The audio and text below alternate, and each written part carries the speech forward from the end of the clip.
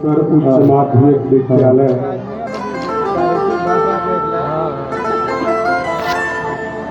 जो अपने शिक्षक की बुनियाद पर चलकर आज बच्चों में अपनी प्रतिभा को प्रदर्शित करने का कार्य कर रहा है। इस विद्यालय में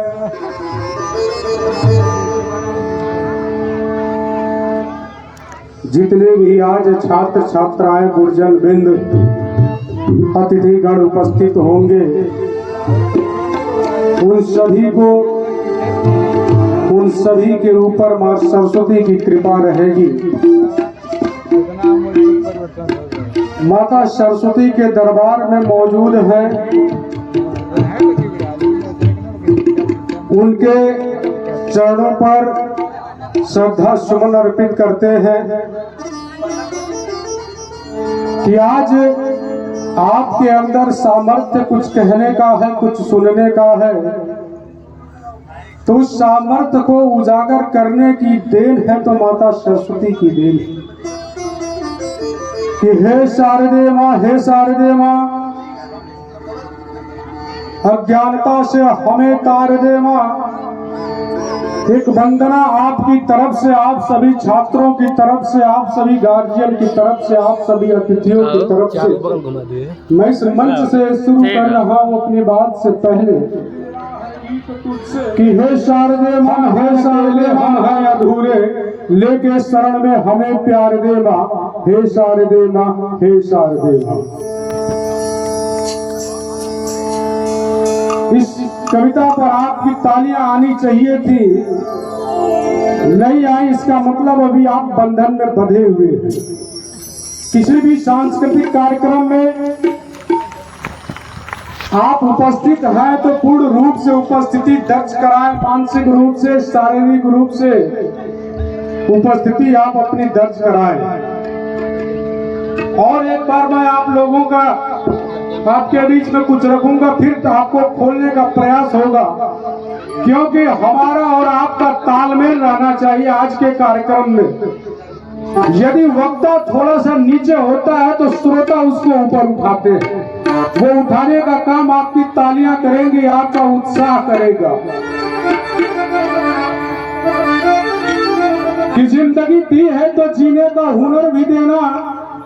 शेर बड़ा मशहूर है कि जिंदगी दी है तो जीने का हुनर भी देना, पाँव बख्शे हैं तो तौफीक के सफर भी देना।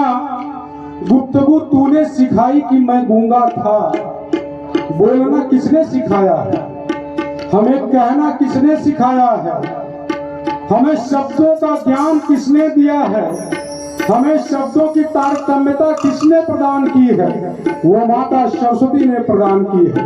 तो आपकी तालियां बताएंगी कि हम उनके चरणों में पूर्ण रूप से समर्पित हैं कि जिंदगी दी है तो जीने का हुनर भी देना, पाँव बख्शे हैं तो तौफीक के सफर भी देना, और गुफ्तगू तूने सिखाई कि मैं गूंगा था, अब बोलूंगा तो बातों में असर भी देना, और जिंदगी दी है तो जीने का हुनर भी देना। अब अच्छा लगा कि मेरे मालिक मेरे जज्बात पर मुझे काबू दे दे, आए मेरे मालिक मेरे उलझे हुए ख्वाबों को तराजू दे दे। मैं समंदर भी किसी गैर से ना लूं, एक कतरा भी समंदर समझो अगर तू दे दे। यदि मां सरस्वती हमें एक कतरा देती है तो हम उसे समंदर समझेंगे। अब आप लोग कुछ लाइन पर आ चुके हैं, क्योंकि इस वार्षिक उत्सव में उपस्थित इस विद्यालय परिवार के समस्त गुरुजनवृंद, छात्र छात्राओं हमारे बीच में, जैसा कि अभी अभी आगमन हुआ है आदरणीय धनंजय सिंह जी का रामगढ़ की पावन पवित्र सरजमी से चलकर हम लोगों के बीच में उपस्थित हुए हैं। जैसा कि आप जानते हैं कि आज वार्षिक उत्सव है, विद्यालय का कार्यक्रम है, विद्यालय परिवार में हम सभी उपस्थित हैं। सबसे पहले इस कार्यक्रम की अध्यक्षता कर रहे हैं आदरणीय अध्यक्ष महोदय मुख्य अतिथि, विशिष्ट अतिथि, गुरुजन बिंद, मेरे प्यारे छात्रों, मैं एक कलमकार होने के नाते मेरी विधा है, मैं कविता लिखता हूँ, कविता पढ़ता हूँ और आपके बीच में अपनी बातें कुछ कविता के माध्यम से करूँगा। पूर्व के वक्ताओं ने बहुत कुछ कहा और उन्हीं से खुद को जोड़ते हुए, संबंधित करते हुए, ये विद्यालय परिवार, ये विद्यालय, ये शिक्षण संस्थान हमारे व्यक्तित्व के निर्माण का एक घर है। डॉक्टर विजय यादव जी ने कहा कि ये चित्त के निर्माण का घर है। यह व्यक्तित्व के निर्माण के साथ साथ आपकी आत्मा को, आपके चित्त को प्रभावित करता है। तो जहां से शुरू होती है हमारी दीक्षा, हमारी शिक्षा, ये भौतिक शिक्षा है, यहीं से हमें आध्यात्म की भी प्राप्ति होती है। ये शिक्षा ये छोटा दर नहीं है कि हमारे जीवन के आध्यात्म स्वरूप का घर है। हमारे जीवन के आध्यात्म स्वरूप का घर है, ये शिक्षा का घर है, जो हमारे संघर्षों को, हमारे परिश्रम को आंकने और गढ़ने वाली दीक्षा का भी घर है ये। तो हम सभी जो इसमें जोड़ते हैं स्वयं को, वो सभी समाहित होकर हमारी अंतरात्मा को, हमारे चित्त को प्रभावित करके एक नए निर्माण की तरफ ले जाता है। और यहाँ पर जैसा कि बताया हमारे संचालक महोदय ने कि 60% गुरुजन बिंदु का यहाँ पर आज आगमन हुआ है। तो हम सभी जानते हैं कि गुरुओं के महिमा के अलग अंदाज होते हैं। आप सभी को जोड़ते हुए कि गुरुओं के महिमा के अलग अंदाज होते हैं। जगती हुई आंखों में भी ख्वाब होते हैं। ये जरूरी नहीं कि गमों में ही मुस्कुराएं, मुस्कुराती आंखों में भी सैलाब होते हैं। गुरुओं की महिमा के अलग अंदाज होते हैं। मैं सभी गुरुओं को प्रणाम करते हुए आपको कुछ बात कहकर अपनी बात को विराम करूंगा कि इस बदलती हुई दुनिया में नया इंसान पैदा कर। एक शेर मेरा है कि आपको इस दौर में अपने आप को कुछ करके दिखाना है, तो इस बदलती हुई दुनिया में नया इंसान पैदा कर। उम्मीद है तुझसे नई पहचान पैदा कर। अपने इरादे रख, कितने मजबूत खुद बदल सके दुनिया।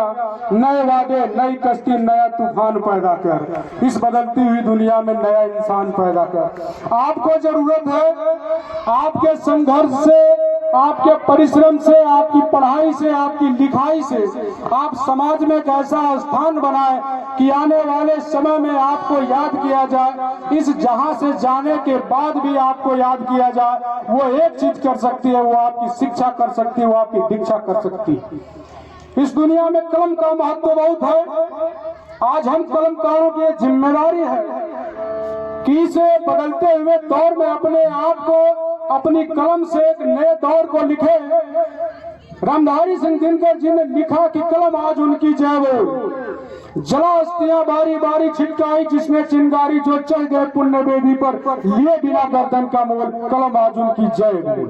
तो कलम को आज जय बोलना है। सदियों तक एक ऐसा हथियार है जो कलम का, कि जैसे कि धूल जैसे कदम से मिलती। एक शेर याद आ गया इसी पर कि कलम का क्या महत्व है। वार्षिक उत्सव के अवसर पर मैं अपनी बात को कह रहा हूँ कि धूल जैसे कदम से मिलती है, जिंदगी रोज हमसे मिलती है। दुनिया में ऐसे लाखों हैं जिनको शोहरत कलम से मिलती है। तो शोहरत आपको कलम से मिलेगी कि आप अपने कलम को इस प्रकार निखारें, अपने पढ़ाई के माध्यम से, अपने लिखाई के माध्यम से, कि आने वाले समय में आपको किसी प्रकार की चुनौती न मिले।